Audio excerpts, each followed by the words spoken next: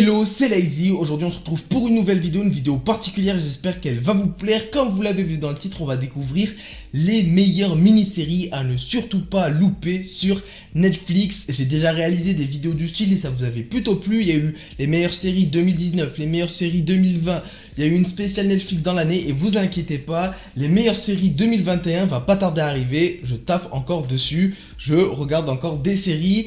En tout cas les gars, je tiens à le préciser, à aucun moment cette vidéo est sponsor ou par Netflix, personne m'a contacté ni rien. C'est juste moi, en fait, quand j'ai fait mon classement, je me suis rendu compte qu'il y avait que du Netflix concernant les mini-séries, je tiens à le préciser. Qui dit mini-séries, c'est des séries qui sont complètement terminées, il n'y a qu'une seule saison et il y a en général toujours moins de 10 épisodes. Et aussi, je tiens à le préciser, je suis un humain, je pense que vous l'avez tous deviné, je suis pas un robot. Et du coup, je ne peux pas regarder toutes les séries qui existent, j'essaye de faire mon maximum. Mais je vais vous conseiller vraiment les séries qui, moi, me tiennent à cœur. Comment va fonctionner ce top? C'est très simple, je vais partir de la moins bonne note sur Allociné à la meilleure note. Petit spoil les gars, la meilleure note à la 4,6 sur 5 sur Allociné, juste hallucinant. Mais avant de passer sur le top 1, on va redescendre direct tout en bas, on va commencer doucement et tranquillement avec une note de 3,8 sur 5, j'ai nommé Maniac, c'est sorti en 2018 et on a 10 épisodes. Dans Maniac, on retrouve Annie, une jeune femme dépressive. On a aussi Owen qui a des troubles paranoïaques et schizophrènes. Nos deux protagonistes vont participer à un mystérieux essai clinique mené par des docteurs et supervisé par un super ordinateur. Le but de toutes ces expériences est de créer un traitement révolutionnaire permettant de guérir les personnes atteintes de troubles psychiques. On retrouve vraiment des personnages attachants, généralement leurs histoires sont assez touchantes. C'est une série vraiment bien travaillée, plus on avance dans les épisodes et plus la série s'améliore et devient de plus en plus dynamique. Comme j'ai dit, à chaque fois c'est des séries popcorn, il y a seulement 10 épisodes, du coup les gars ça s'enchaîne très rapidement. C'est pas un chef-d'œuvre non plus, mais je trouve que ce serait vraiment dommage de passer à côté de cette série. Allez, on enchaîne sur une autre série, cette fois-ci, j'ai nommé Quicksand avec une note de 4,1 sur 5, donc là on passe sur du très lourd niveau note. On a seulement 6 épisodes et c'est une série qui est sortie en 2019. À l'âge de 18 ans, Maya Norberg est arrêtée et soupçonnée de meurtre après qu'une fusillade ait éclaté dans une école de la banlieue la plus riche de Stockholm. Petit à petit, on découvre plusieurs détails sur cette journée tragique, sa relation avec son copain qui est assez toxique, on a aussi sa relation familiale dysfonctionnelle qui sont jetées en pâture au public et tel coupable ou non, ça je vous laisse le découvrir. Encore une fois, une série que j'ai adorée où on voit la relation toxique qu'elle a avec son copain, sa famille, tous les problèmes qu'elle peut avoir. Du coup, tout le long de la série, au début on se dit non, elle a pas pu faire ça, etc. Et au fil des épisodes, le doute s'installe. Ça je vous laisserai le découvrir si elle est passée à l'acte ou si c'est pas du tout elle. En tout cas, c'est une série où les personnages sont vraiment bien travaillés. Chaque épisode arrive à nous tenir en haleine au fil des découvertes et des révélations. Pareil, celle-là, je vous la conseille les yeux fermés. Allez, on est parti, on enchaîne sur une petite pépite. D'habitude, je vous parle de série télé. Bon, là, j'avoue, je déroge un peu à la règle. C'est une série animée, elle est juste incroyable. C'est Erased, noté 4,3 sur 5. C'est sorti en 2016 et on a 10 épisodes.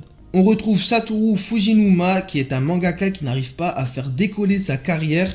Pour arrondir ses fins de mois, il travaille comme livreur de pizza. Sakuru est plutôt insociable et pourtant il a le pouvoir de revenir quelques minutes en arrière quand quelque chose de grave vient de se passer ou qu'il y a un accident qui vient de se produire.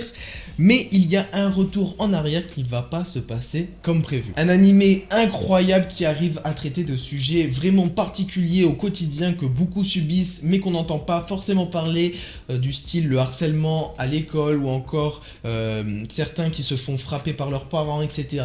Là, il y a des sujets qui sont vraiment sensibles et qui sont abordés. L'histoire est vraiment touchante et il y a une part de tristesse dans cet animé, mais vraiment, c'est une pépite. Ce serait un gâchis total les gars de passer à côté de cet animé. On part sur l'avant-dernière série, donc là on est sur une note de 4,4 sur 5, donc juste imaginez la prochaine série, 4,4 sur 5 c'est l'avant-dernière série, je le rappelle. On se retrouve avec Godless qui est sorti en 2017, on se retrouve avec seulement 7 épisodes. On va suivre un hors-la-loi nommé Frank Griffin, semant la terreur dans l'ouest américain des années 1880. Traqué par son ex-partenaire Roy Good, devenu son ennemi, durant sa quête, il se retrouve à La Belle, une ville entièrement bâtie et régie par des femmes. Une série visuellement magnifique. On est plongé dans un univers western qui est très bien retranscrit. On se retrouve du coup dans une ville dirigée par des femmes qui vont avoir, comme vous vous en doutez, des problèmes avec des hommes, avec des hors-la-loi. Et on va suivre en gros cette traque qu'il va y avoir entre ces deux personnages qui est Frank Griffin et Joy Good. C'est juste deux anciens partenaires, comme j'ai dit, qui vont devenir ennemis et ça va être vraiment intéressant. Cette série, c'est pareil, c'est une petite pépite. Franchement, je pense que j'ai pas besoin de vous en dire plus vu la note qu'elle a. Vous l'imaginez bien qu'elle la mérite. Avant de partir sur cette dernière mini-série qu'il ne faudrait surtout pas louper, les gars, si vous avez kiffé cette vidéo, n'hésitez pas à lâcher votre meilleur pouce bleu, ça me ferait extrêmement plaisir. Et de vous abonner, c'est pas encore fait, c'est juste en dessous de la vidéo, c'est gratuit. Et ce qui serait encore mieux, les gars, le must, c'est d'activer la cloche, là, ce serait incroyable. On enchaîne sur la dernière position, une série sortie en 2020, il y a seulement 7 épisodes. Une série qui est notée 4,6 sur 5, j'ai nommé Le Jeu de la Dame. On est plongé en pleine guerre froide dans les années 1950, on se retrouve dans un orphelinat du Kentucky en compagnie d'une jeune fille nommée Beth Harmon. Elle souffre d'addiction et se découvre un talent étonnant pour les échecs.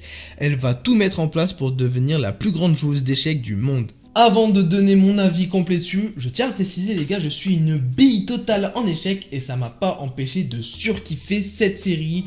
Les plans sont juste trop bien. Pendant les parties d'échecs, c'est même plus des parties les gars, c'est vraiment des batailles. Comment c'est vraiment bien tourné sur juste un jeu d'échecs. Il y a des effets sonores, il y a des plans visuels qui sont juste fous. Pour juste un jeu d'échecs, tu te dis ouais ça va être ennuyeux, etc. Alors pas du tout, à aucun moment dans la série je me suis ennuyé, c'est une série pareille à regarder. Ce qu'on arrive vraiment à bien ressentir dans cette série, c'est les émotions des personnages, que ce soit la joie, la haine, ou quand la perso principale arrive à faire ses meilleurs coups dans ses parties d'échecs, c'est vraiment fou de voir ça. C'est même plus des parties d'échecs, c'est vraiment des batailles. On va retrouver des prodiges qui sont au sommet, des fois qui vont tomber bien bas, ou l'inverse, etc. C'est une série les gars, regardez-la, même si vous êtes une bille en échec ou que ça vous intéresse pas, n'hésitez pas à regarder. Des séries, j'en bouffe à l'appel, du coup n'hésitez pas à aller regarder ma vidéo, c'est les meilleures séries 2020, ne surtout pas louper. Dedans on a du Si avec Jason Momoa en acting, on a du The Mandalorian, du His Dark Material, je vous en dis pas plus, je vous invite à aller voir la vidéo si jamais vous connaissez pas ces séries. Franchement c'est pareil, c'est des petites pépites. Les gars, si jamais cette vidéo vous a plu, n'hésitez pas à lâcher le petit pouce bleu, de vous abonner, c'est pas encore fait. Très bientôt les gars, je vous le promets, je vous sortirai la vidéo les meilleures séries à ne surtout pas louper en 2021. Et moi je vous dis à plus les potes. Toujours les mêmes journées de galère, une boule au ventre qui te sidère. Et c'est le prix à payer pour voir rentrer le salaire. J'ai un billet bleu pour un pochon vert et pas si bien viscère. Tout ce que je demande c'est le sourire de ma mère, mon père, ma soeur et de mes frères. Ça fait déjà 18 ans de guerre, 18 ans de guerre face à la vie. Mes convictions, mon arme de poing, mes rêves, mon arme secrète. Et depuis le début je bats en retraite car faut éviter les pièges à l'eau.